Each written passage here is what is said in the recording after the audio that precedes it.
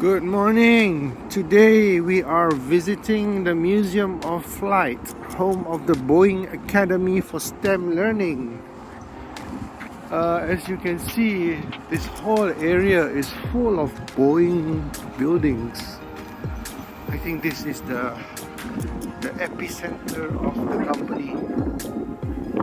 So let's go and visit my favorite plane, which is the Blackbird SR-71 supersonic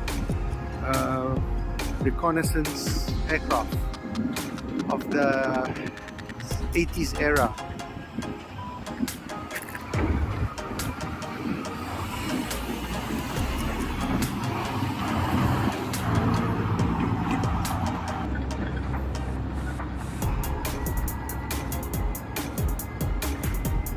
Okay, picture moment. Alright, let's go. This is the FA-18 Hornet, one of my favorite planes. I actually have a book on this aircraft. When I was small, when I was younger, I love this plane. It's specifically developed for the US Navy at the time when they require a very short takeoff and landing because of their limitation on the aircraft carrier. So these beasts pack a huge, two huge engines, but I didn't know they were made by Boeing. Kind of forgotten about that. But yeah, this is the one that Top Gun used in the first movie. This is the one. So this aircraft was actually built for me because I am the pilot of this aircraft. See? Lieutenant Matt. Never mind the surname. So after looking at the FA-18 Hornet, we are now proceeding to the main entrance. And in front of here there is a display of this Trans-Canada Airlines with a triple tail fin aircraft. I don't know what you call it, but this is definitely a Boeing. The trademark signs of the aircraft are the propellers and the bulbous design of yesteryears. Yeah, I've seen some Boeings looking similar to this one before.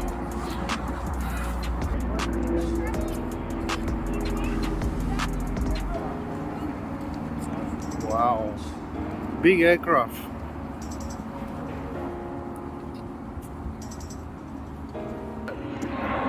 Wow, what is that?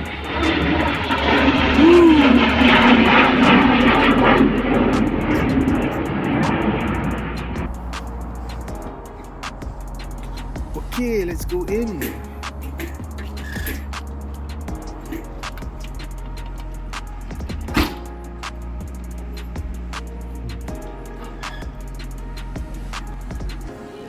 Hi.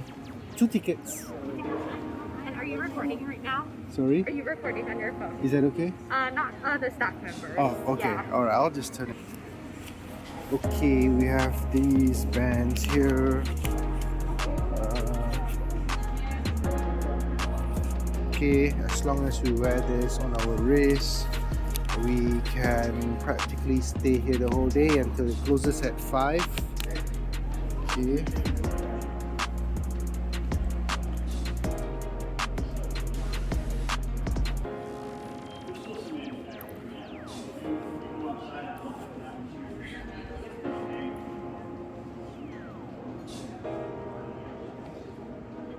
One of the earlier planes really looks like a bird. It's amazing, quite a big wingspan.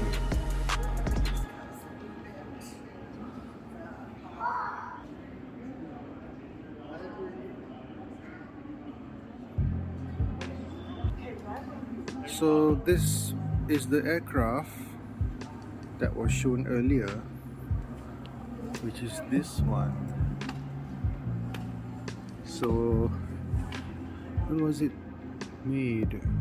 It flew in 1910, as far back as 1910, and it's only 428 kilograms. It's very light.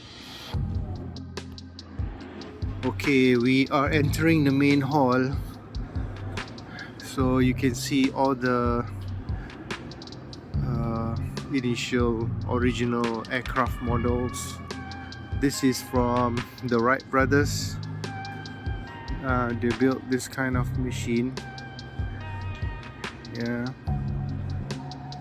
that's right, 1903 Wright Flyer reproduction with a weight of 272 kilograms. That is very, very light. So those days they had to lie down on their stomach. There's no seat, so it's a biplane design. And now here we have some newer ones. Looks like a World War I type of aircraft. Not sure, I should be reading all these descriptions. But anyway, I am here to see my favorite airplane, which is the Blackbird. It's here. This is the Blackbird. Ooh! Oh my god, look at that. Beautiful. That is so beautiful. I'm gonna go down there. See you guys later. Okay guys, this is it. The Lockheed SR-71 Blackbird. I can almost touch it. Oh, wow. This was my dream plane when I was a lot younger. Oh, I used to read up a lot about this plane. Now I'm here. I still can't touch it. Ooh, this is an amazing piece of technology. Back in the days of the Cold War, they had to develop this to give it an edge over the Russians during the spy wars, you know, spy versus spy and all that. Oh, this I read this is one of the most powerful engines ever created in those era. It's a ramjet. Whew. Look at the size of the nozzle. Wow. Ni nak masak apa ni? Whew. It's actually quite a big plane. Lockheed M21. Oh, why is this called M21?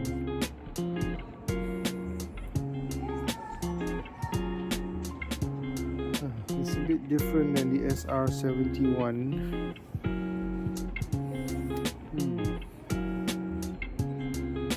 Okay, I just read this description here. This is actually an unmanned version of the Blackbird. It's M21 is a unique variant of the A-12, the earliest Blackbird type built for the CIA program codenamed Tagboard. The M21 carried unpiloted vehicles for intelligence gathering. Maybe later on they developed the SR-71. But for the moment, it's essentially a drone. So this is the guy who built it.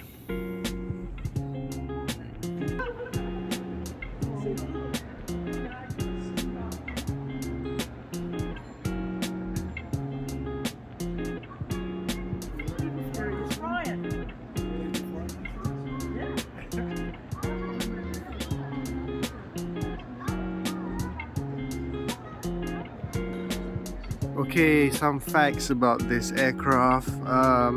This is a hybrid ramjet, which has a big cone in front because apparently if you're traveling at supersonic speed, you need to slow down the air to subsonic speed, and this cone acts as a restrictor that allows the air to slow down in order for the engine to burn the oxygen. So this cone actually moves in and out. It moves in supersonic speeds at Mach 3.2, I think, and it comes off, or it goes out at below Mach 1. So that's amazing, huh? So there's a computer that calculates how far it goes in and out depending on the speed.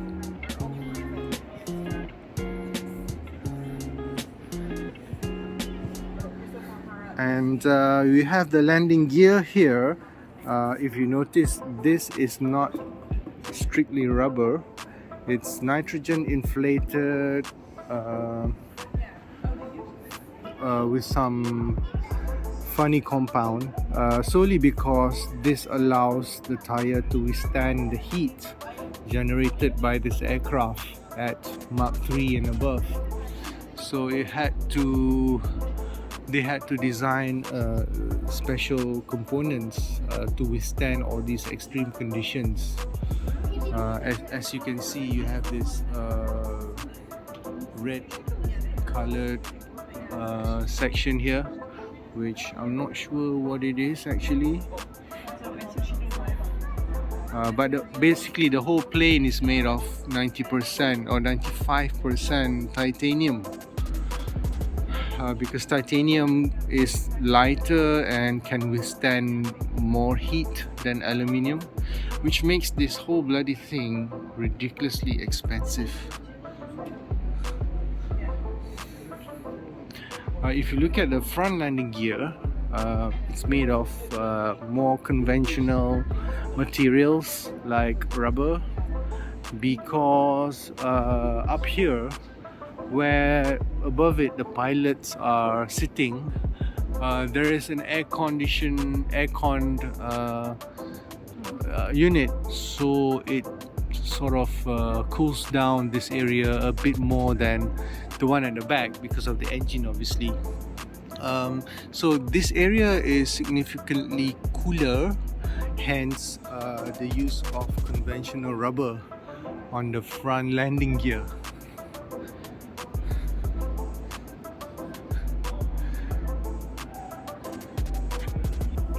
So like I said, this aircraft can really heat up to 600 degrees Fahrenheit.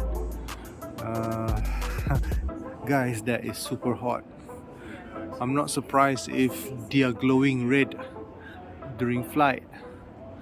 So the use of titanium here again is extensive. You see all these black panels which are coated in ferrite-like materials to absorb radar in order to avoid detection. As you know, this is a spy plane, predominantly used as a spy plane. So they had to take every design measures to avoid radar detection. Also, the shape of the whole aircraft is designed to avoid radar detection.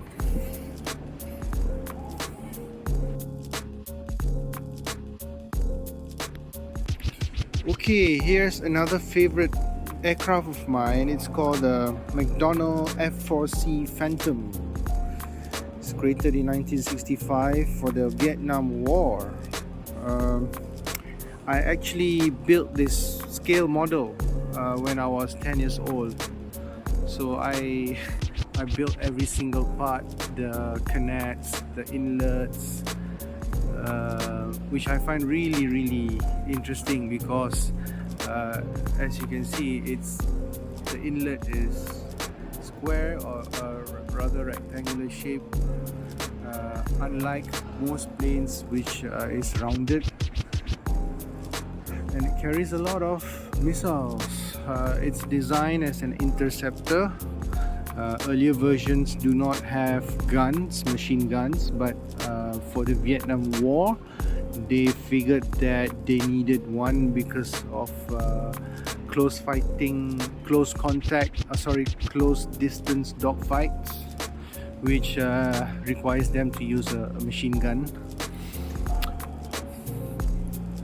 Another unique thing about this plane is the tail wing, which is stuck like that, just after the afterburners, after the nozzles. As you can see, that creates a lot of carbon deposits building up. I'm not sure if it's a good idea to put it there.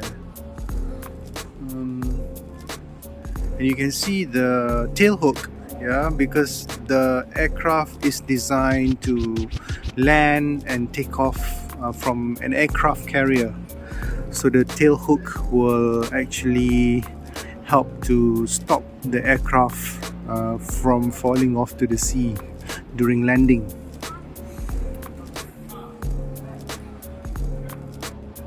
I love the shape of this plane. It's beautiful. It's unique. It looks like a fish from the rear. A fish tail. Don't you think so? And here we have the notorious MiG-21, Fishbed F, code name. I actually, if I'm not mistaken, I've seen this in the movie Top Gun.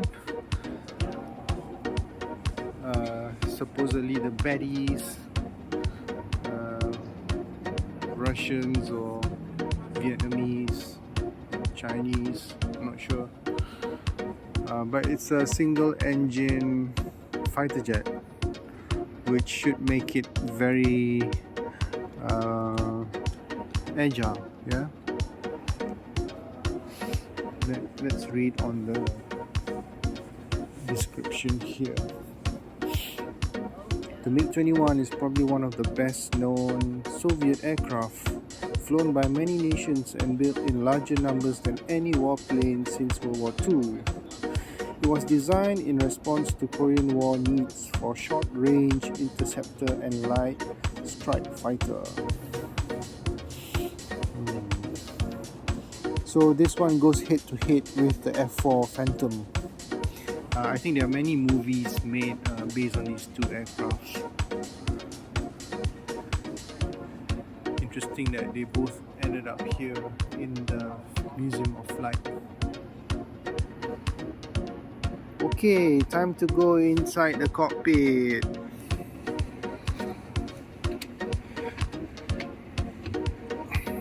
In the pilot seat, of course. Wow.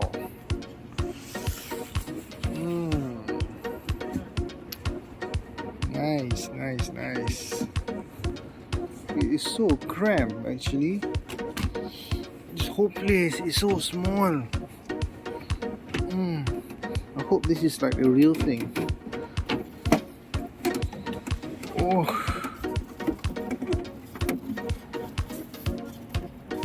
Wow. Voodoo 1, response. Mayday.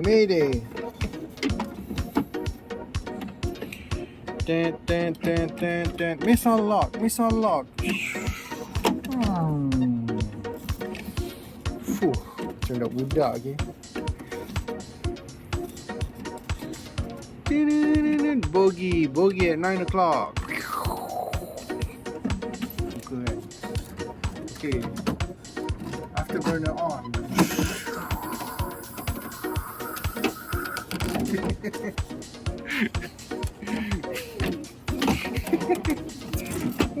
G-force.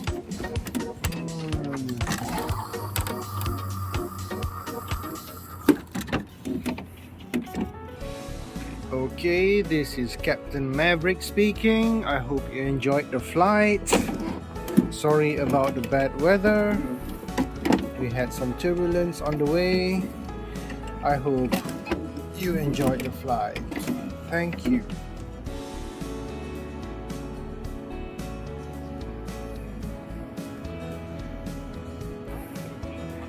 Okay, that was fun. Now, on to the Blackbird. Oh, bestnya. Oh, this is fake. Okay, going into the Blackbird. Wow, unbelievable. I'm in the Blackbird.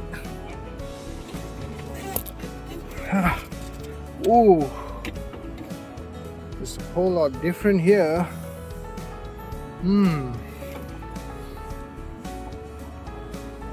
It's a two-man aircraft actually. It's bigger, slightly bigger than the Hornet. But this is so sick, man. I'm in the Blackbird. Wow.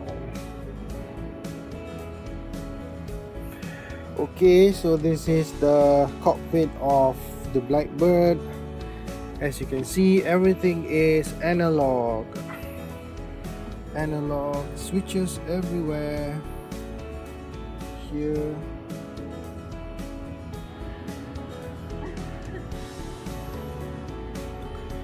So there it is, Museum of Flight. Thoroughly enjoyed myself here. It's a childhood dream come true.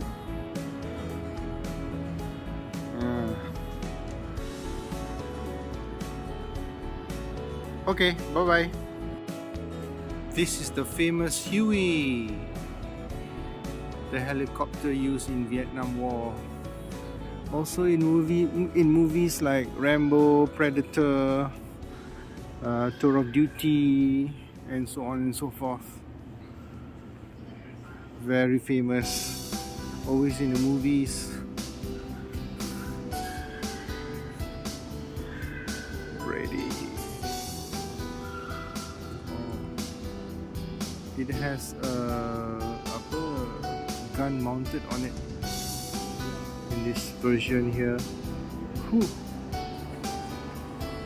Bell UH-1H Hero Quiz.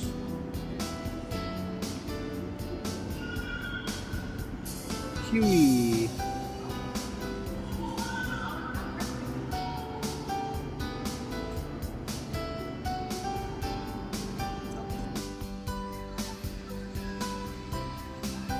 Good morning, ma'am. Welcome to Malaysia Airlines.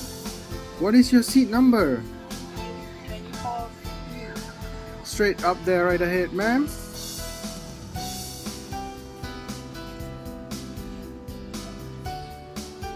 Remember what it was like when it was somebody else up there you lunch?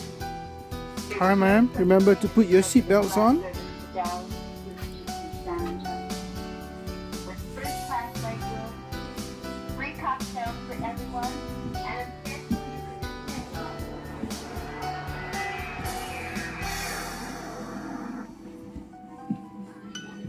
Good morning, ladies and gentlemen.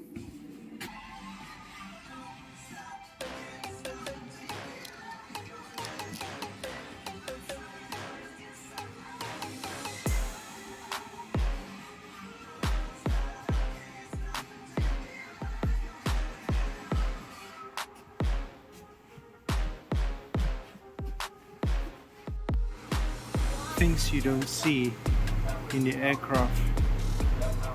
It's the ceiling of the 747.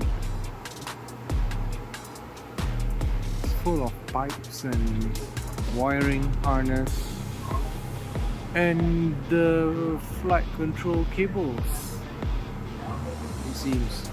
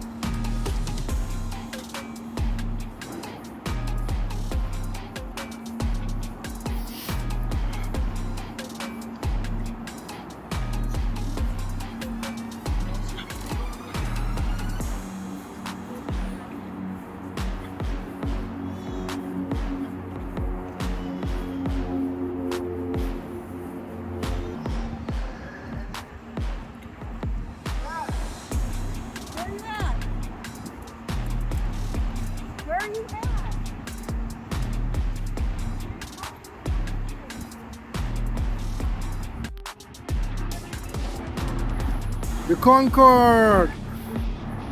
Okay, let's go into Concorde. Are we allowed to go in? Are we allowed to go in? Okay, jom.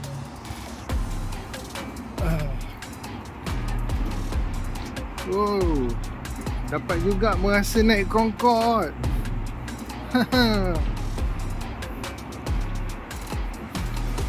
Bye bye, see you in London. Hello. Wow, it is so small. Huh? So small. Wow. Welcome to the Concorde. How would you like your bourbon, ma'am? Chill. Chill. Wow, it is so cramped.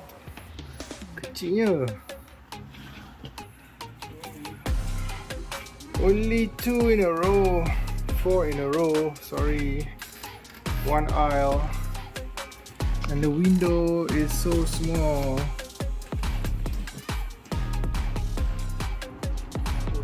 Oh, the toilet is so small. Everything is so tiny. Space is a luxury here in a supersonic aircraft. Oh, no, you can't go in. Okay, that's it. That's it, folks. We are in the underbelly of the Concorde, powered by Rolls-Royce Olympus 593, most powerful commercial jetliner engine in the world.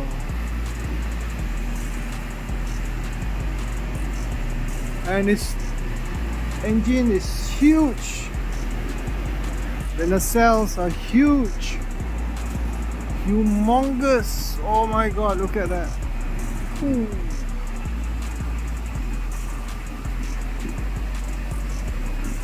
4 engines to power the supersonic jetliner. What an amazing feat. Wow. The original Air Force One. Wow. First presidential plane. Made by Boeing, of course. Who else? Let's go inside. Hello, sir. How are you doing? Jimmy Carter. Okay, it's Nixon. Hello, Mr. Nixon.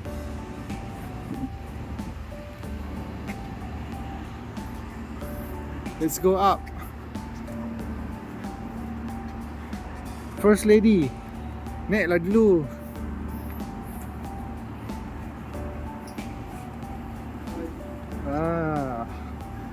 It's not every day we get this chance. Okay? Going inside Air Force One. Wow. Good morning. Ooh.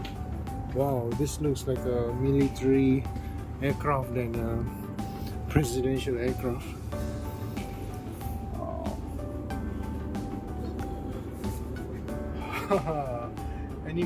Anyone recognize what this is? This is what we used in the old days.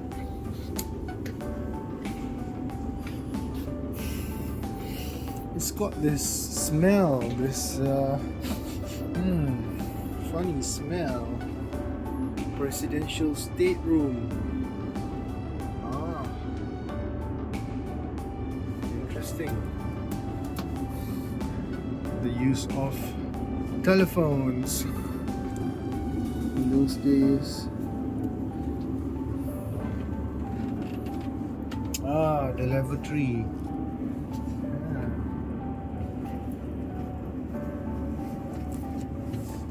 It's a lot nicer than the Concorde, I can tell you that.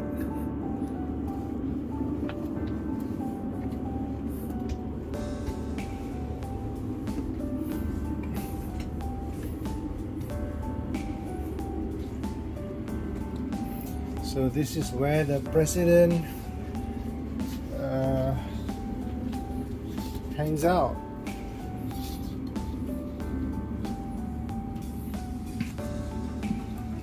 Very nice. Oh, typewriter, reminiscence of a long forgotten era. Secretary station, half passenger compartment. Well, the seats are pretty normal by today's standards.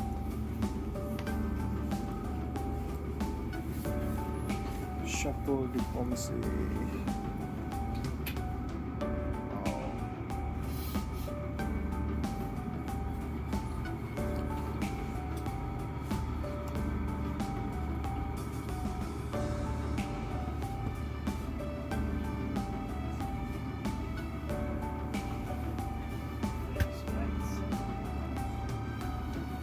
Food in flight. Amazing. Lavatory. Sikit. Okay. Mana lagi? Oh, ni 727.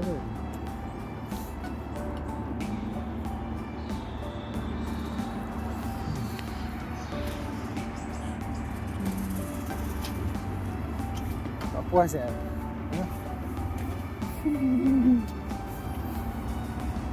Air Force One. Tak boleh duduk Ambil gambar boleh? Oh, even Canada if you want. This is great. Food and flight, they'll fall, you know.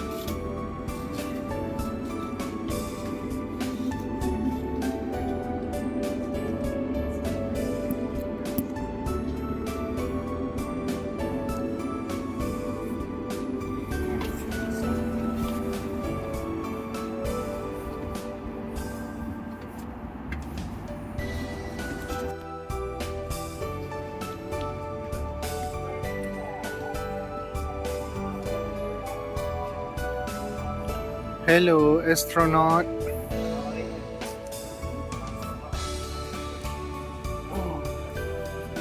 Oh, the Mars rover. Is this the actual rover? Yeah, I think it is. Actual Mars rover. Woo! How exciting!